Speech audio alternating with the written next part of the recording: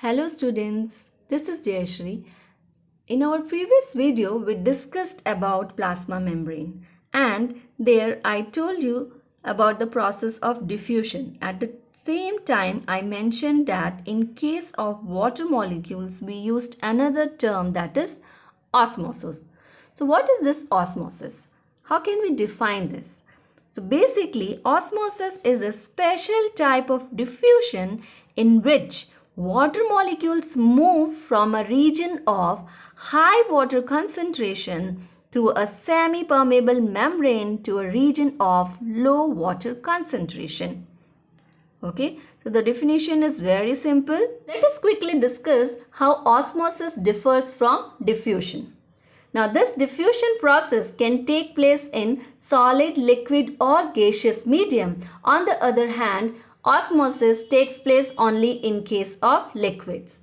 Now, one more difference is that for diffusion to occur, there is no requirement of any membrane. On the other hand, whenever osmosis has to take place, there has to be a semi-permeable membrane or there has to be a selectively permeable membrane. Now, if you observe closely, here I have mentioned semi-permeable membrane. And in our previous video, we discussed that plasma membrane is selectively permeable in nature.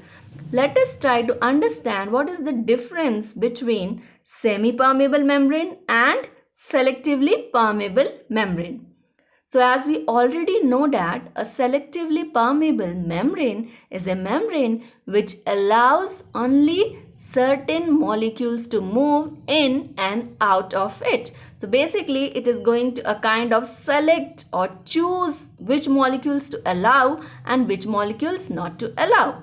On the other hand, a semi-permeable membrane is a one which allows molecules to move in and out based on their size. So basically, size is a main factor over here. That is the size of the molecules. On the other hand, here it is the selection.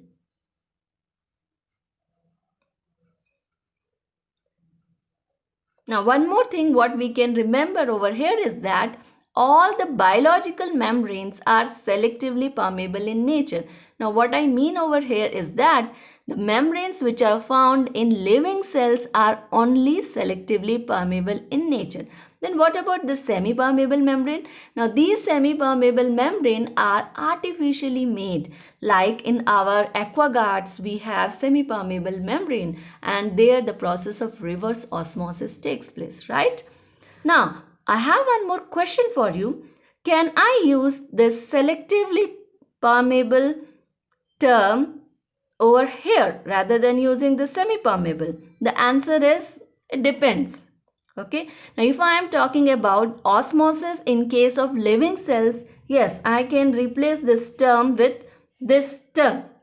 On the other hand, when I am talking about osmosis as a general process, because it also takes place in non-living cells or outside the body of the living organism, there we generally use the term semi-permeable membrane. So this is a general definition of osmosis. So we have used the term semi-permeable membrane and not selectively permeable membrane. And even if you go by your NCERT textbook, there also they have used this term to describe the process of osmosis. So let us now try to understand about the types of osmosis. For which what I did, I took few dry resins and I soaked them in water for about 12 hours and this is how they look now. And about half an hour ago, I took few freshly cut slices of cucumber and I sprinkled some salt on top of them. Now going back to our raisins. So this was the original shape and size of raisin and this is how they look now. So as you can see, they have swollen up and now they look much bigger than how they were earlier. Now how did this happen? What has actually happened is that the dry raisins, they have absorbed or taken up water from their surrounding into them. And what these dry raisins are made up of? They are made up of cells, right? So I can say that So water has moved in the cells, and this is what we call as endosmosis. So this is first type of osmosis, that is endosmosis. So what is endosmosis? Endosmosis is a process in which the water moves inside the cell. So here in this case, the water has moved from the surrounding in the racine cell. Now coming to our this. So as I told you, I sprinkled some salt on top of these cucumber slices. Now what can we observe is that, see, there is so much of water which these cucumber have released out. So what is this cucumber is made up of? Cucumber cells, right? So I can also say that the water has moved out of the cucumber cell, and this is what we call as exosmosis. So what is exosmosis? Exosmosis is the process in which water moves out of the cells. Okay, so these are two types of osmosis: endosmosis, wherein the water is going to get inside the cell, and exosmosis, wherein water is going to move out of the cell. The two definitions are very simple. The only place where we can screw up is that we may interchange these two terms. For that, you can relate this exosmosis term with exit. Now, exosmosis has X in it, EX. Even exit has X, EXIT, right? So, exit door is meant to move out. Likewise, even exosmosis is a process wherein water is going to move out. Now, let us discuss about the types of solution. So, what is solution? Solution is a homogeneous mixture of two or more substances, right? So if I take salt and add it to water, what I am going to get is salt solution. Now in this salt solution, water is what? It is a solvent, and salt is going to function as solute. Now we are going to discuss about the three types of solution based on their concentration. Suppose I have two beakers. Each one of them is containing 100 ml of water. Now I add 1 tablespoon of salt in both of them. Here also 1 spoon and here also 1 spoon. And I gently mix them. So what I am going to get is salt solution A and salt solution B. And since the water quantity and the solute quantity is same in these both cases, so the concentration of solution A is going to be equal to the concentration of solution B, and such a pair of solution is called as isotonic solution. So what is isotonic solution? So isotonic solutions are the ones which have the same concentration. So remember, this isotonic term cannot be used for a single solution. So if I say solution B is isotonic, then the next question arises with respect to what it is isotonic, with respect to solution A. So here there is always a comparison between the two solutions. So if you observe closely, there will be equal water molecules in these both, there will be equal solute molecules in these both. So the number of solute molecules per unit area in this is going to be equal to number of solute molecules in per unit area in this, and as a result the two are going to have same concentration. So solution A and solution B forms a pair of isotonic solution. Okay, now moving ahead. Again I have 100 ml of water in two different beakers. Now this time I am going to add 1 spoon of salt in first beaker and 2 spoon of salt in case of second beaker, and again I am going to stir them. So now I have got solution C, salt solution C, and salt solution D. If you compare these both, since I have added more of solute or more of salt in this case, this solution, that is solution D, is going to be concentrated and this solution is going to be dilute. Whenever we have a pair of solution in which one solution is dilute and another is concentrated, there we use the term hypotonic for the dilute solution and we use the term hypertonic for the concentrated solution. Now here I would like to give you one trick so that you can always remember hypertonic solution is concentrated, and that is, this prefix hyper is associated with more, right? So we say a person is hyperactive, which means the person is very active, or a person is having hyperacidity. What do we mean? We mean that the person is having too much of acidity, right? So likewise, hypertonic solution is a one which has more of concentration, more of solute concentration.